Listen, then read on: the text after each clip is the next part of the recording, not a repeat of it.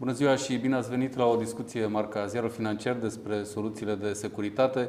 Invitatul emisiunii de astăzi este unul special, este vorba de Martin Gren, co-fondator al Acum Communication și inventatorul camerei IP.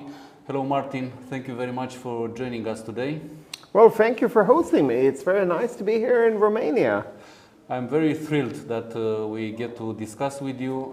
So maybe a little bit of history just to begin the discussion. So maybe you could go back a little bit to the time when you thought about the IP camera and you invented it.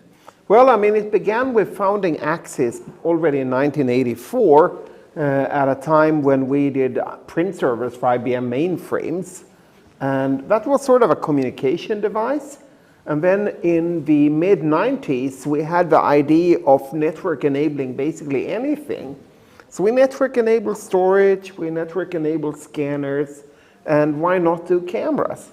So one of our engineers, he was running a master thesis project on networking all sorts of devices and a video conference system. And I met a customer in Japan. This customer had a large inventory of unsellable analog cameras. And he said, why can't you network enable the camera? So I get home from Japan and I see the work that this engineer, Kake, had done. And I say, let's make a network camera instead of a video conference system. And so we began. How much did it take from the moment you had the idea and you developed the product? Actually, it was quite quick. I mean, it was about a year and a half from idea until we started selling it. So it was pretty quick. Now, let's come back to present days and let's talk a little bit about Acum Communications and its present current state of affairs, let's say. How big is the company and how would you describe the business in a few words? So we have grown a lot. I mean, we are now 4,600 employees worldwide. We had last year $1.6 billion revenue. So we're a substantial company. And we are the leader in IP video if you exclude the China domestic market. Okay, which are the best-selling products for Acum Communication? Well, it's of course cameras. And I would say it's like the fixed dome cameras that you deploy in volume at like a retailer or, well, basically any type of property or whatever. How do you stand out on the market? What differentiates you from other players on the market? Well, there are many aspects. I mean, first of all our products are forwards and backwards compatible with each other. We never ever OEM. But then we take pride in being the toughest when it comes to cybersecurity. We're also very strong on ethics, both in terms of like anti-corruption and bad workers and so on, but also on like the material, making sustainable products, making them free from all bad substances and so on. Which are, in your view, the most important trends in the security industry? Well, I mean, basically we would say it is cybersecurity because your IoT devices, you don't want your security system to be the backdoor for cyber issues. So that we see as a significant trend. We see, of course, trends in advanced analytics and artificial intelligence. So basically, all cameras launched since last year have full abilities to run deep learning, advanced artificial intelligence applications. And speaking of this, artificial intelligence, machine learning, since last year we have seen an explosion of discussion about this and a lot of news starting from the launch of ChatGPT and a lot of people started to pay attention. So I'm wondering, how do you see this evolving and which are your plans? Do you plan to incorporate even more AI, machine learning algorithms? Well, recently there was a big trade show in the US called ISC West, and we announced a partnership with Microsoft where they can actually annotate video in plain text telling what the scene contains. It's sort of an evolution of ChatGPT. It's kind of cool. So there's a lot of things to do, but have in mind that most of the AI applications are a lot easier than you may think. So for instance, just looking on the image and identifying which are the best image compression algorithms for the time being, that is really an application for AI that makes your more usable videos and better adjustments and compression. Coming back to the market, I'm wondering, how do you see it? Has the IP camera market reached its full potential, or is there still space to grow? Oh, there's absolutely still space to grow, because the drivers are, in general, we see more and more cameras in society. Cameras find new applications because of the networking technologies.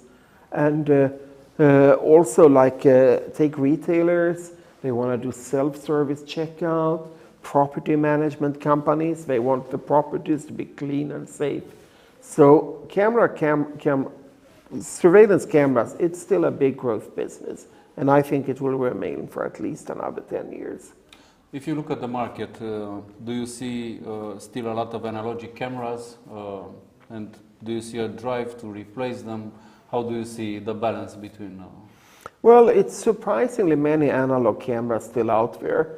When I came in here to Bucharest yesterday, in passport control, I could see some more than 20-year-old analog cameras sitting on each passport control desk. So obviously there are areas of improvement. Where do you see the market going? Which are the main trends?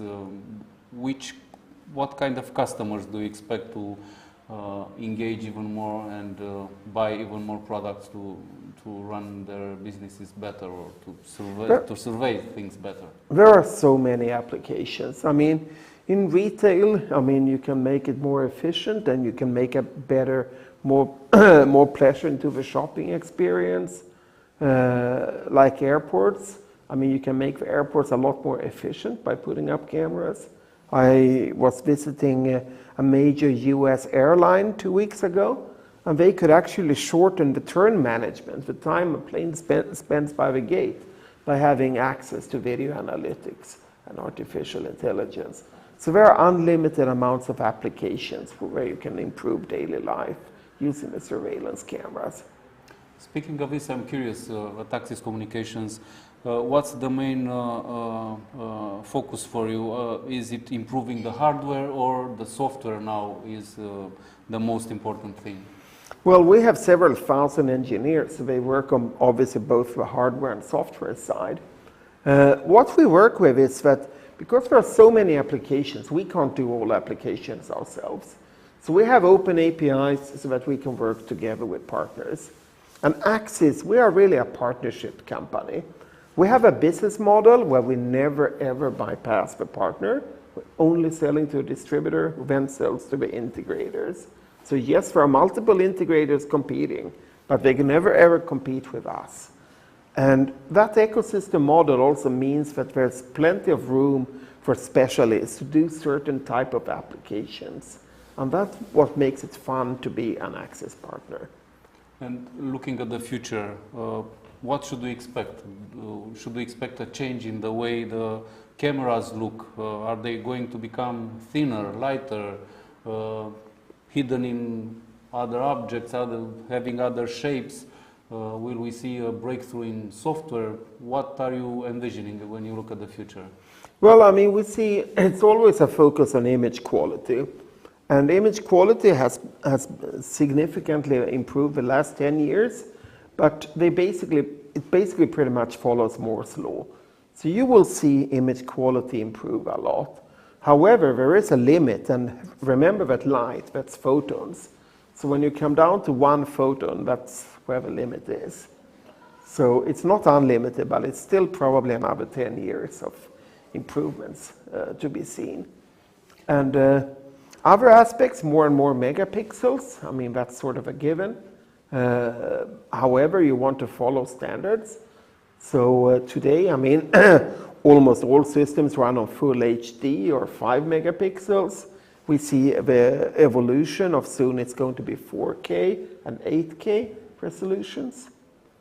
But have in mind it takes so much storage, so it's very expensive to keep their attention. Okay, so the software or the help given to humans using AI or machine learning to only look at meaningful events is going to be even more critical. Exactly. So, I mean, the whole idea is to use metadata. So instead of sending every image and storing it, you can actually just send the information of what it's all about. And that's definitely a trend for the future. I want to take advantage of the fact that you are here, and as you said, cybersecurity is very important. On the other hand, you have been called one of the most influential persons in security industry. So I'm wondering, how do you look around all this context, all the ecosystem of devices, of various things that consumers use now? They connect all sorts of devices. So I'm curious, with your eye of expert, as you said earlier, you went to the passport and you observed that there are older cameras. So looking around, what would you advise companies, people to do in order to be safe and secure and avoid cybersecurity breaches? Well, I mean, they need obviously to maintain the system. They need to look on who makes the system. Is it somebody you can trust?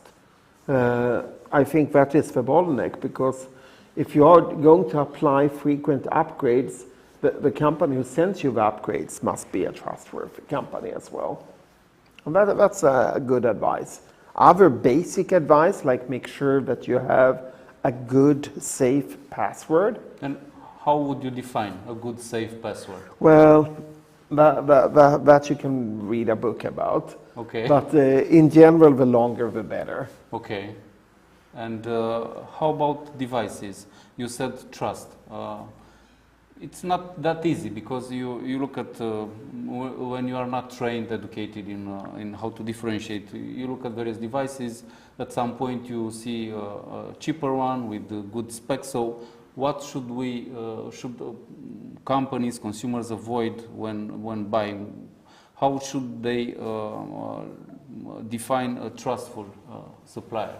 Well, a trustful supplier comes, I think, from like a trustful country. Because there are many laws in some countries that basically say that that country has the right to the video that you can see. And that is probably something you're not really interested in. Okay. Now you said you talked a little bit about the way you are doing business. So of course I'm curious, what can you share about the business here in Romania and in the region? How is Axis doing? Well, I'm glad you're asking, because Romania is one of our high growth markets. So it's our largest Eastern European market by far now, and sales have doubled for 2 years in a row. So it's actually a very good business here. And why did that happen? What can you share about the type of customers you served? So I think there are many reasons. I mean, it's of course really good products. It's also good partnership structure, and not the least, it's good people. Okay. And for the end of our discussions, what would you say, what would you share about the future? What kind of trends do you expect to see in the industry where Axis Communications is present? Well, we see cybersecurity, as I mentioned. We see, for instance, retailers. Every retailer wants to be seen as a sustainable company. And then they put requirements on the sub-suppliers to be also ethical and sustainable. So that actually becomes a very good and valid sales argument. So it really means that what's good for the environment is also good for business. Then you see for partners, so that they are supported by other big players in the industry, such as the video management systems. I mean, typically, here in Romania, it's either Milestone or it's a Canadian company called Genetec, and they do the recordings. Okay. Martin, thank you very much for joining us today. Thank you very much. Thank you. Vă mulțumim și dumneavoastră pentru că ne-ați urmărit. La revedere!